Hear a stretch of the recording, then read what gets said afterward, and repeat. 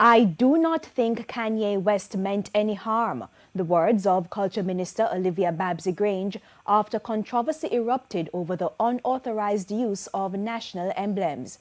TVJ News caught up with the minister at a function at the National Stadium earlier today.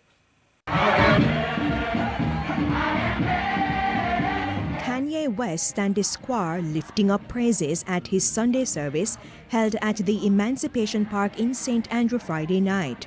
While patrons were blessed, condemnation followed due to the unauthorized use of Jamaica's symbols and emblems. The items branded Jesus is King have Jamaica's flag, coat of arms, the hummingbird, and the City of Kingston's logo. But I don't think Kanye West meant any harm. I think they were just so excited about coming to Jamaica, and they thought doing the shirts and coming to Jamaica, wearing the shirts and all of that would have been well received. Yes, it was well received. What I was not aware of when I saw them on stage in the shirts, that they were also available online. And so when it was brought to my attention, I spoke to them and they immediately pulled them down.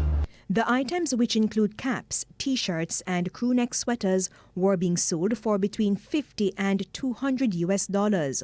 One should, however, get permission from the Office of the Prime Minister to use Jamaica's national symbols and emblems. Ms. Grange says a committee will review and strategize on the way forward. I have now reconstituted that committee, and we will be meeting very soon to update the guidelines, at which time it will be announced to the press. With UNESCO designating Kingston as a creative city of music, the Culture Minister reiterated that Jamaica is open for business. Utilize our facilities, give our people work, spend your money in Jamaica, because it can only help the economy. All the best. And in this instance, it didn't cost the Jamaican government or my ministry any money. They spent over $1 million. Whatever the controversies may be about Kanye West comments, those are issues that only Kanye West can respond to. I can't respond to those.